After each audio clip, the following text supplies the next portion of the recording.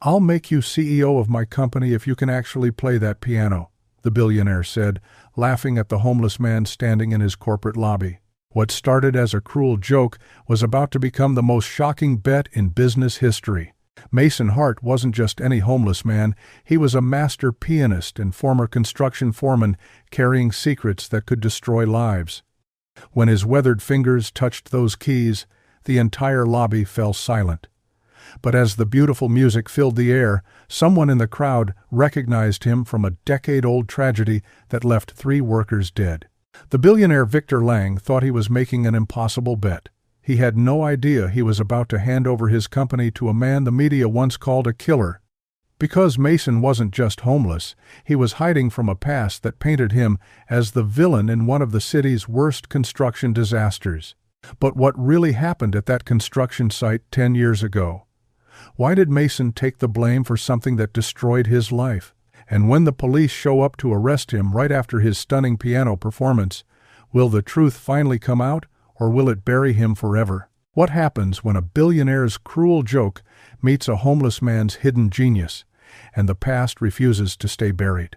If you're ready to discover how one song changed everything, hit that subscribe button, because stories like this remind us that heroes can come from anywhere. And let me know in the comments where you're watching from. The morning rain had turned the city into a sheet of glass, each surface reflecting the gray sky back at itself. Mason Hart stood under the narrow awning of a shuttered newsstand, water dripping from the brim of his worn baseball cap onto the cracked sidewalk. Beside him, Buddy shivered against the cold, his graying muzzle pressed close to Mason's leg. "Come on, old boy," Mason murmured, reaching into his jacket pocket. His fingers found the small bag of kibble he'd saved from yesterday, counting out each piece like currency. Buddy's tail gave a weak thump as Mason poured the food into his cupped palm, watching as his companion ate with the careful precision of someone who knew meals weren't guaranteed. Mason waited until Buddy finished before pulling out his own breakfast, half a sandwich wrapped in yesterday's napkin from the diner on 5th Street. The bread was stale, but the peanut butter still tasted like something close to home. He ate slowly, watching the streams of commuters hurry past with their umbrellas and purpose, their shoes clicking against the wet concrete in rhythms that reminded him of music. The rain showed no signs of letting up, and Mason felt the cold seeping through his jacket, settling into his bones like an old ache. Buddy pressed closer, and Mason could feel the dog's slight tremor. They needed somewhere warm, just for a few minutes. Across the street, the glass towers of Langworks Industries stretched toward the gray sky, their lobby glowing with golden light. Mason had walked past this building dozens of times, always keeping to the other side of the street, always invisible.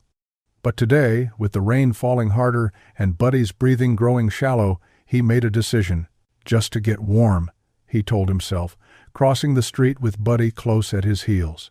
The lobby was everything the street wasn't, warm, dry, filled with the quiet hum of wealth and efficiency. Marble floors stretched toward a reception desk where a young woman in a crisp suit answered phones with practiced politeness. Near the far wall, an old piano sat like a forgotten piece of furniture, its black surface dulled with neglect.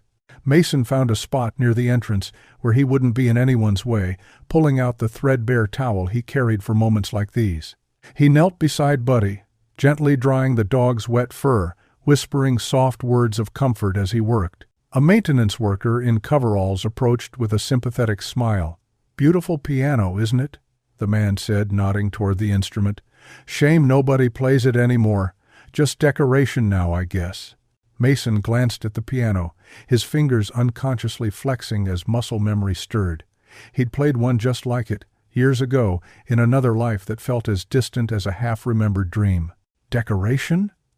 The voice was sharp, cutting through the lobby's quiet murmur. Victor Lang stood near the elevator bank, flanked by 3 board members in expensive suits. His silver hair was perfectly styled despite the rain, and his eyes held the particular gleam of a man who'd built an empire on being right about everything. "That's a 1925 Steinway," Victor continued, his voice carrying across the marble space. "Cost more than most people's houses." His gaze swept the lobby before landing on Mason, still kneeling beside his dog. A smile played at the corners of Victor's mouth, not kind, but entertained. "Tell you what," Victor said, his voice loud enough to draw attention from passing employees. Cell phones appeared, cameras quietly focusing. "Play something real on that piano, and I'll make you CEO of this company." Laughter rippled through the small crowd that had begun to gather. Board members exchanged knowing glances. The maintenance worker shifted uncomfortably, Mason's hand stilled on Buddy's fur. The lobby seemed to hold its breath, waiting. Slowly, he stood, water still dripping from his jacket onto the pristine floor. "You sure about that?" Mason asked quietly, his voice carrying despite its softness. Victor's smile widened. "I keep my word." Mason looked at the piano, then at Buddy, who had settled beside his feet like he'd done this before. Around them, phones held steady, recording whatever came next. Mason rolled up his sleeves, revealing hands that were weathered but steady, strong, despite everything they'd endured. He took his first step toward the piano, and the lobby held its breath. Mason approached the piano with the measured steps of someone who understood that some moments carried weight beyond their size. The crowd pressed closer, phones raised, waiting for the spectacle to unfold. He lifted the bench lid and sat down, his weathered hands hovering over keys that hadn't felt a musician's touch in months. The first chord rang out clear and true, cutting through the lobby's marble acoustics like a prayer finding its way home. Mason's fingers found their rhythm, coaxing life from the neglected instrument with the patience of someone who knew that broken things could still make beautiful sounds. The melody began as a hymn his grandmother had taught him, then shifted into something deeper, blues notes that spoke of long nights and longer roads. But the D above middle C stuck, the hammer catching on, felt that had grown stiff with neglect. Mason paused, reaching into his pocket for a quarter and a sugar packet he'd saved from the diner. The crowd watched in fascination as he opened the piano's top, dabbed the coin with sugar, and gently worked the sticky mechanism free. His movements were precise, competent, the hands of someone who fixed things rather than discarded them. When he returned to the keys, the piano responded like it had been waiting for him. The melody transformed again, becoming something entirely his own, a piece he'd written in the dark hours after Sarah's funeral, when the empty house had echoed with all the songs they'd never sing together. It folded into another composition, this one for Tommy Rodriguez, his army buddy who'd stepped on that IED in Kandahar, whose laugh Mason still heard sometimes in the space between sleeping and waking. The lobby had gone completely still. Even the escalators seemed to whisper more softly, as if the building itself was holding its breath. Near the security desk, Ramon Morales touched 2 fingers to his forehead in a subtle salute. A custodian by the elevators wiped her eyes with the back of her hand. The music built toward its crescendo when a voice cut through the spell like broken glass. "Weren't you the foreman on the Riverside collapse?" Mason's hands froze on the keys. The melody died abruptly, leaving only the echo of recognition hanging in the air like smoke. A woman in a burgundy coat stood near the reception desk, her face pale with the shock of memory suddenly connecting to present reality. "Mason Hart," she continued, her voice carrying across the silent lobby. "The construction site downtown. 3 workers died." Her words fell like stones into still water, sending ripples of whisper through the crowd, the headline said. Mason's shoulders sagged slightly, but he didn't turn around. The weight of a decade-old tragedy settled on him again like a familiar coat, heavy and impossible to shed. Shame thickened in the air around him, changing the very quality of the silence from reverent to uncomfortable. Victor Lang stepped forward, sensing the shift in the crowd's energy. Phones were still recording, but now they captured something different. Not just a homeless man playing piano, but a story with jagged edges and unfinished business. The board members flanking him exchanged uncertain glances, but Victor's jaw set with the stubbornness of a man who'd built his reputation on never backing down from a deal. "You played," Victor said, his voice cutting through the tension. "A deal's a deal. Come upstairs." The lobby buzzed with murmurs now, a low current of speculation and judgment. Mason remained seated at the piano bench, his hands resting motionless on the keys.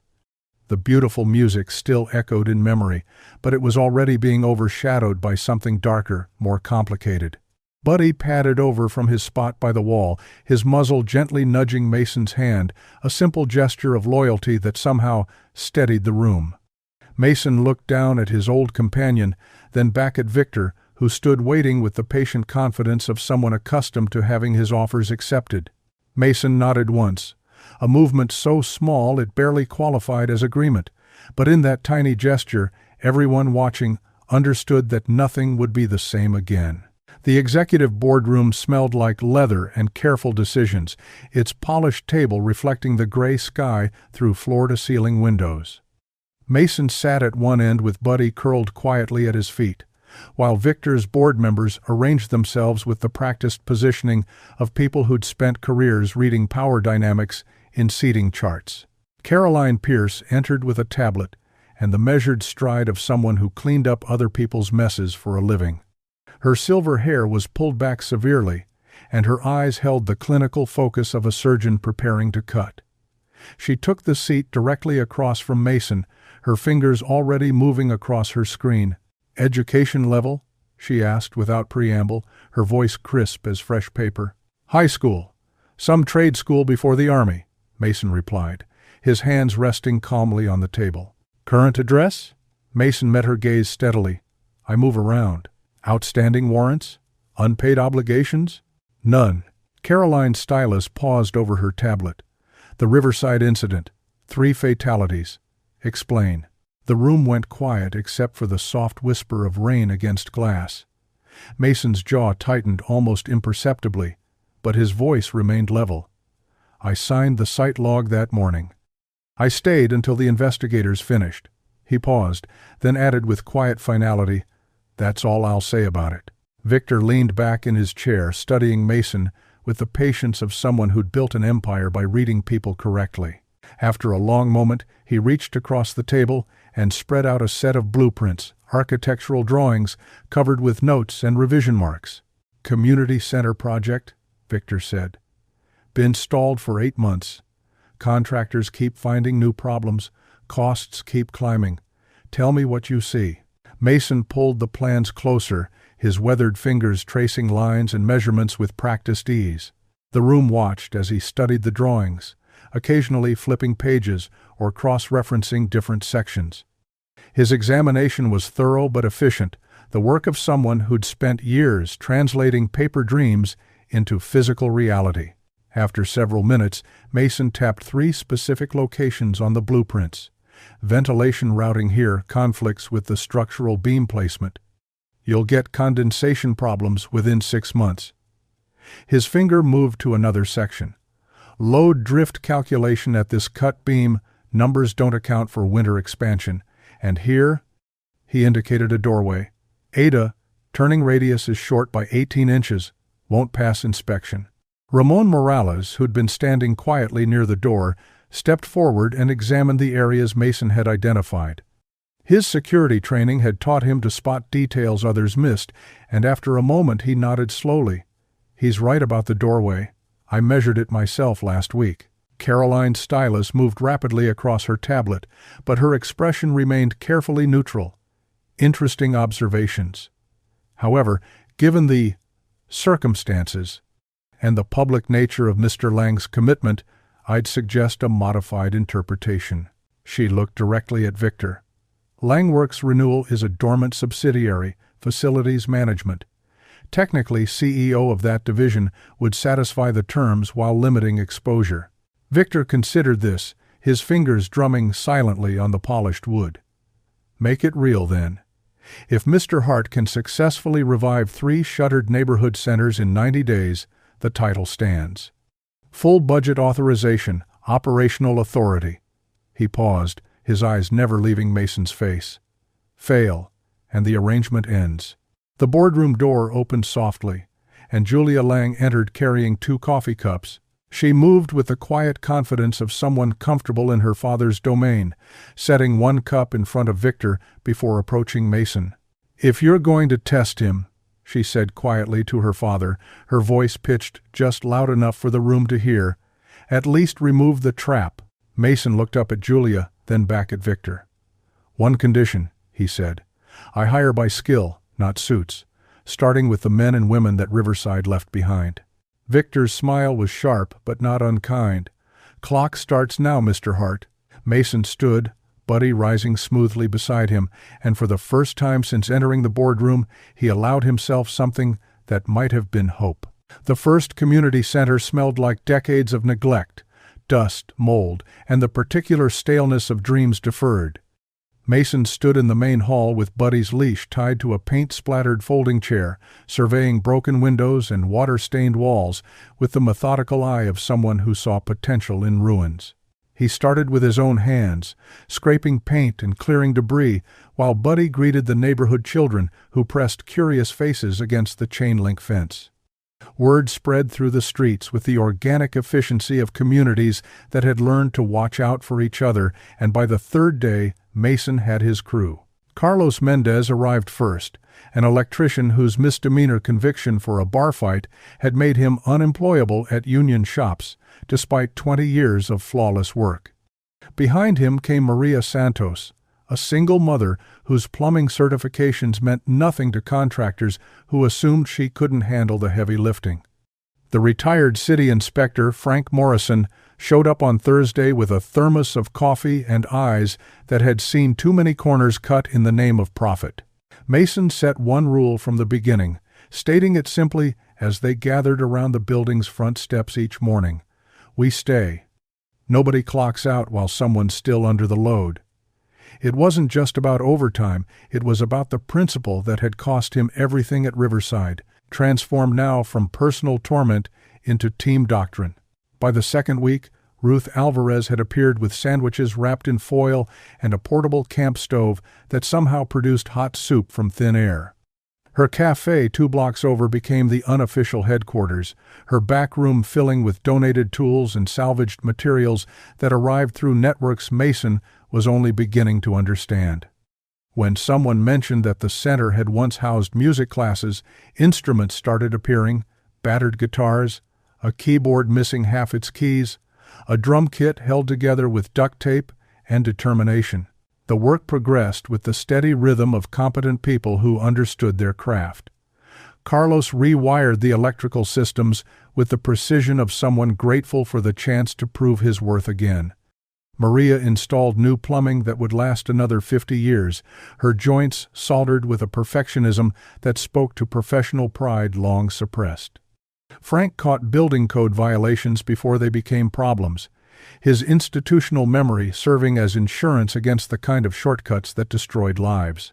In the evenings, after the day's work was done, Mason would sit at the salvaged piano Ruth had somehow procured, playing soft melodies that seemed to set the tempo for their collective effort. The music wasn't showy, just gentle instruction in how rhythm could synchronize a team, how tempo could carry people through difficult passages.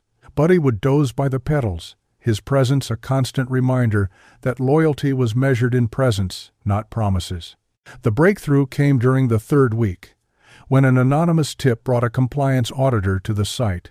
The man arrived with clipboard authority and suspicious eyes, clearly expecting to find safety violations or permit irregularities. Instead, he found meticulous documentation, properly grounded electrical work, and plumbing that exceeded code requirements. His citation was purely administrative, a missing permit stamp on paperwork that had been properly filed but somehow delayed in city bureaucracy. Mason signed the notice without complaint, but Frank Morrison's weathered face darkened with recognition. "Same game, different decade," he muttered, though he didn't explain what he meant. That night, storm clouds gathered over the city with the ominous weight of unfinished business. Mason was reviewing next day's work orders when the lights flickered once, then died completely.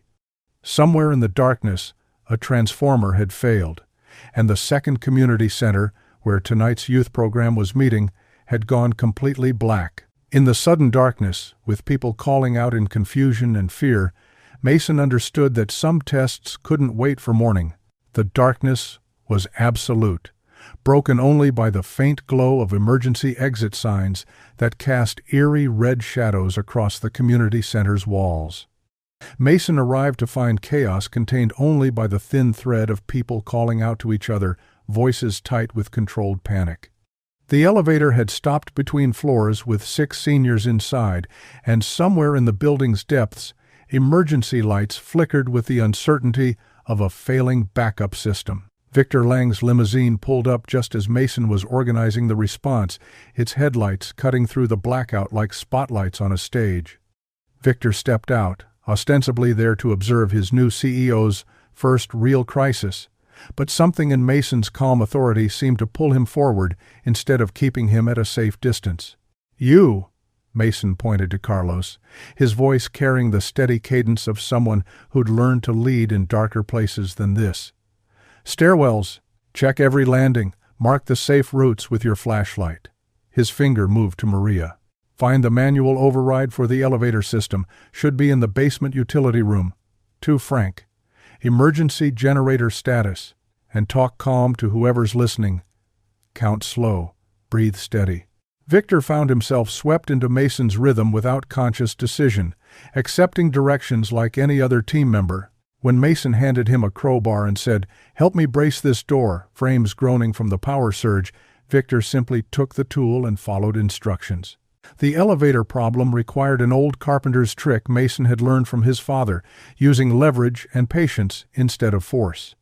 While Maria worked the manual controls, Mason guided the seniors through breathing exercises, his voice steady as a metronome. "Count with me now.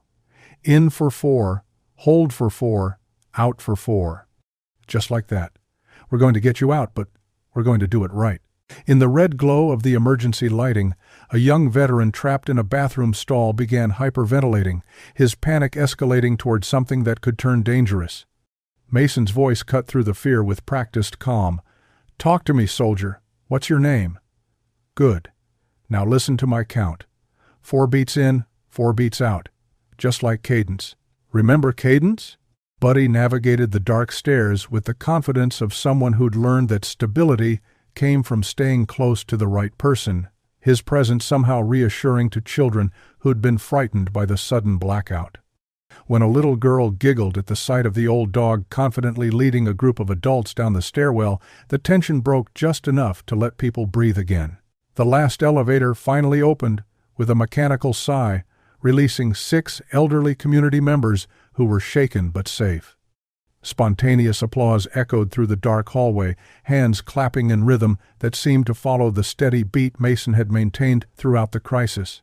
As emergency crews arrived and portable lights began pushing back the darkness, Victor found himself standing beside Mason in the building's main hallway. The crisis was over, people were safe, and something in the older man's demeanor had shifted. "What really happened at Riverside?" Victor asked quietly, his voice stripped of its usual commanding edge. Mason opened his mouth to answer, but headlights swept across the building's windows as a police cruiser pulled up outside. Through the restored emergency lighting, they could see an officer stepping out, young, professional, moving with the careful courtesy of someone delivering unwelcome news. The officer entered respectfully, his hand resting near his badge rather than his weapon. "Mason Hart? I'm sorry, sir, but there's been a development in the Riverside case. New affidavit filed this morning suggests falsified concrete testing. I need to ask you to come with me." The handcuffs were gentle but real, clicked into place with bureaucratic precision. Mason didn't resist, didn't protest, didn't even look surprised. He simply turned to Buddy, who sat watching with the alert stillness of someone who understood that some storms couldn't be weathered, only endured. "Stay," Mason said quietly, and Buddy settled like stone, his eyes never leaving his partner's face as the cruiser's doors closed and the night swallowed another promise whole. The headlines wrote themselves with the cruel efficiency of news cycles that fed on fallen heroes. CEO homeless fraud, Piano Man's dark past, and Langworks duped by con artist. The stories spread across social media like spilled coffee, staining everything they touched with the particular satisfaction that comes from watching someone rise only to fall harder. Donors froze their commitments overnight. The community center project that had been gathering momentum suddenly found its funding evaporating like morning dew. Caroline Pierce called an emergency board meeting, her voice carrying the crisp authority of someone who'd predicted this exact outcome. "We need to cut ties immediately," she insisted, her tablet displaying unflattering screenshots and damaging headlines. "Protect the company before this gets worse." But while the news media painted Mason as a fraud, Julia Lang was methodically dismantling their narrative from the inside out. Her medical training had taught her that symptoms often pointed away from the real disease, and something about the timing of the new affidavit felt too convenient, too perfectly destructive. She started with the digital trail, tracking down security footage from the night of Riverside, cross-referencing timestamps with personnel records. Ramon Morales provided another piece of the puzzle, his security background making him naturally suspicious of stories that tied up too neatly. He'd kept copies of building access logs from a decade ago, records that most people assumed had been purged. The data showed Mason's keycard being used at 11:47 p.m. the night before the collapse, and again at 6:23 a.m., a timeline that suggested he'd never left the site. Ruth Alvarez delivered the final piece without realizing its significance. Cleaning out Mason's few possessions from the community center, she found a weathered folder tucked inside his worn duffel bag. Along with sheet music stained by coffee and marked with careful notations, she discovered a site notebook with Mason's cramped handwriting documenting concerns about the concrete pour, measurements that didn't match specifications, and a desperate late-night call to the project supervisor that was never returned. The notebook told a story that contradicted every headline. Mason hadn't falsified tests, he'd flagged the problems and stayed through the night trying to shore up structural weaknesses when no one else would authorize overtime repairs. The concrete had failed not because of his negligence, but despite his efforts to prevent it. He'd taken public responsibility to protect 3 undocumented workers who'd been present as witnesses, knowing that their testimony could save his reputation but destroy their lives. Julia confronted her father in his office as rain hammered the windows with the fury of unfinished business. "You've spent your whole life demanding accountability," she said, spreading Mason's documentation across Victor's mahogany desk. "Demand it from yourself now. You mocked a man who'd already done more for this city than either of us. He made a promise to those workers, and he kept it at the cost of everything he had." Ramon's investigation had uncovered one more crucial detail: email records showing Caroline had suppressed a corrective change order 10 years ago, prioritizing quarterly earnings over site safety. The same pattern was emerging now. She'd orchestrated the anonymous tip and the new affidavit, using her network of contacts to eliminate what she saw as a threat to the company's stability. Victor made the call to the district attorney himself, his voice carrying none of its usual commanding authority. He presented Mason's notebook, Ramon's security logs, and an affidavit from Frank Morrison, who'd been the original city inspector but had been pressured to keep quiet about the concrete specifications. Outside the courthouse, rain continued to fall on a story that was finally being told completely. Mason sat on a wooden bench with Buddy's graying head resting on his knee, waiting while lawyers and prosecutors sorted through a decade of misdirected blame. Victor stood at the corridor's far end, beyond the reach of cameras, holding the kind of silence that comes before difficult truths reshape the world. The charges were dismissed on a Tuesday morning that smelled like rain and new beginnings. Mason walked down the courthouse steps with Buddy at his side, the weight of a decade's worth of false blame finally lifted from his shoulders. The media that had crucified him days earlier now waited with microphones and cameras, hungry for the next chapter of a story that had taken an unexpected turn toward justice. Victor Lang stood at the bottom of the courthouse steps, his silver hair darkened by mist, holding no prepared statement or public relations script. When he spoke, his words carried the weight of a man who'd built his reputation on always being right, now publicly admitting he'd been spectacularly wrong. 10 years ago, Mason Hart tried to prevent a tragedy, Victor said, his voice cutting through the morning air without amplification. He stayed at his post when others went home. He flagged problems that were ignored. He took responsibility that belonged to others, and he protected people who had no protection. He paused, looking directly at the cameras. I mocked this man in my lobby. I turned his competence into entertainment. That was not leadership. That was cruelty dressed up as power. The announcement that followed was delivered with the same unvarnished directness. Caroline Pierce had been suspended pending a full board investigation into her role in both the original Riverside cover-up and the recent attempt to destroy Mason's reputation.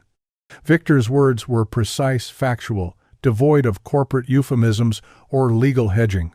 By afternoon, the Langworks lobby had been transformed. The piano was no longer pushed against the wall like forgotten furniture. It now sat in the center of the space, freshly tuned and polished until its black surface reflected the overhead lights like still water. Victor stood beside it with the board members who'd witnessed Mason's original performance, but this time their faces carried respect rather than amusement. Mason Hart is the CEO of Langworks Renewal, Victor announced to the gathered crowd of employees, contractors, and community members. Not as a publicity stunt, not as charity, but as a funded division with real authority to restore community centers, provide veteran job training, and create music therapy spaces in neighborhoods that need them most. Mason listened from the lobby's edge. Buddy pressed against his leg, still processing the surreal transformation from homeless pariah to corporate executive in the span of a week. When Victor finished speaking, Mason stepped forward with the measured pace of someone who'd learned that the most important moments required the steadiest steps. I accept on one condition, Mason said, his voice carrying easily through the marble space. 90-day probation. For me. Any crew member gets to vote me out if I fail the standard I set. He looked directly at Victor. We stay. No one clocks out while someone's still under the load. Victor's smile was different now, not the sharp grin of someone enjoying his own cleverness, but the expression of a man who'd discovered that real power looked nothing like what he'd thought. Agreed, he said simply. Mason moved to the piano bench and settled his hands on the keys. This time, when he played his piece, the melody he'd written for Sarah, woven together with the song for Tommy Rodriguez, the lobby filled not with the uncomfortable silence of spectacle, but with the respectful quiet of people listening to something true. The audience was different too. Carlos and Maria stood near the security desk with Frank Morrison, their work clothes still dusty from the morning's labor. Ruth had claimed a spot by the elevators with several neighborhood children who'd followed her downtown. Julia stood beside her father, and Ramon maintained his professional distance while somehow radiating approval. When the music ended, Buddy's tail thumped against the marble floor in steady rhythm, and Mason realized that some promises were worth keeping, regardless of their cost. Outside, the rain was finally clearing, and morning light threw gold across the wet streets. The revolving doors stood open, and people were already carrying in boxes of donated instruments, guitars, keyboards, drums, and sheet music marked with hope instead of headlines. A young boy hesitated at the threshold, clutching a battered violin case. Mason rose from the piano bench, walked to the door, and held it wide. "Come on in," Mason said, his voice carrying all the weight of second chances and earned redemption. "We start with the first note.